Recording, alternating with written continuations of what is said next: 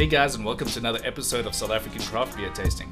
Alright, today we've got something local, something from Joburg. Lately, I've just noticed that everything I try tends to come out of Cape Town. That's no fault of Joburg's, obviously. We just obviously have a lot fewer breweries, and so I thought I'd give a little bit of shine to the Joburg guys and do a couple of Joburg reviews in a row. Today I've got the 9-inch ale by RedRock Brewing, which, as I say, is a local Joburg company.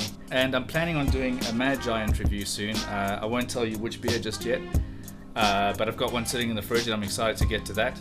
So yeah, just trying to show Joburg a bit of love. I love the name of this beer, 9-inch ale.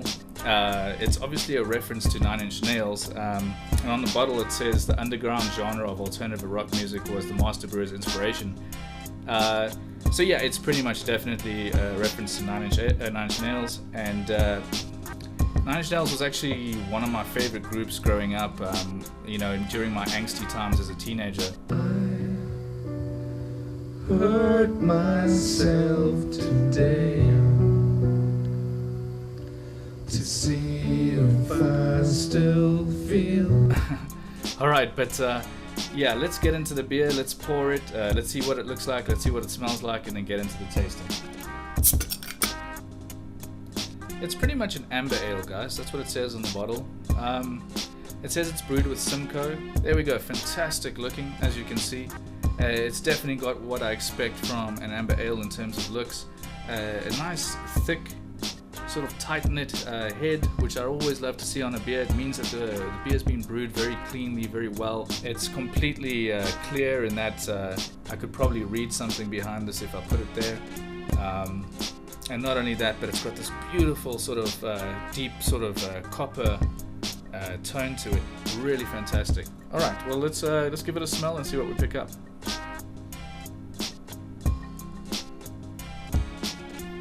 Picking up a bit of malt sweetness there. I'm guessing that's from whatever's bringing the color to this. A little bit of a caramel type malt. Bit of grain. Apparently they use Simcoe in here. I don't know how much of it they use. I'm not picking up all that much off the nose, to be honest, in terms of the Simcoe. Usually I love my Simcoes and I can pick them up. But a pleasant smell, not overly hoppy as far as I can tell. Alright, cheers guys, let's get into the flavor.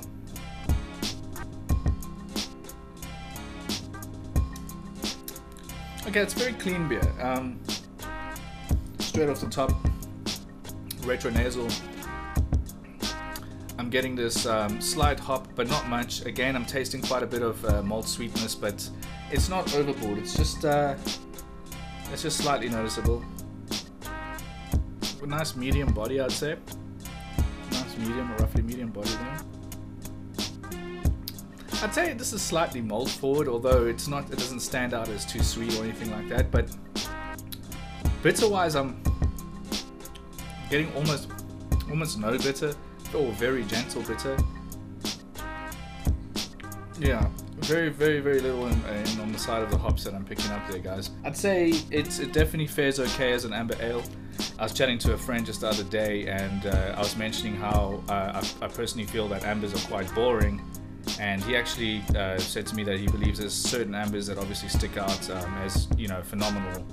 And he mentioned, I think it was the 5 AM Saint by Brewdogs. And that's true, that's a phenomenal beer, and it does stand out in the realm. I wouldn't say I'm getting overwhelmed or anything on that kind of level with this, so it's an easy drinker. If you were sitting at a pub and these were just being brought to the table, you'd be able to sit there all day drinking them. But would it be something that I would order myself? Probably not. I'm just being quite honest with you, because there's so much out there that that I do like, that I would probably order ahead of this. Let's have another sip. I'm going to be straight and just say it's a touch underwhelming there, guys. I'm going to go into the ratings and go ahead and give it I'm going to have to say about a 2 or 1.5 to 2, because it's just underwhelming. I'm not picking up really much hop at all. I don't know if this beer is very old. It says best before best before, I think it's insane, December 2018. So technically it's got a whole year pretty much. That's strange, to be honest, for a craft beer to survive that long. But nonetheless, it's definitely still within its best before date. And yeah, I don't pick up very many hops, and it's got a very, dare I say, watery with a little bit of malt sweetness to it. Very, you know. So yeah, 1.5 to 2. It's not a beer I would really order, but again, it is drinkable, and you could sit and you could drink them. It's kind of like a session beer, but again, with not enough flavor for me to run out and grab a 6-pack or go to, you know, a local bar and then order a bunch of them or anything. All right, guys. Thanks for all the support already in the beginning of this year, and all the subscribes and likes and everything like that. I really appreciate it. And only drink good beer this week, and cheers.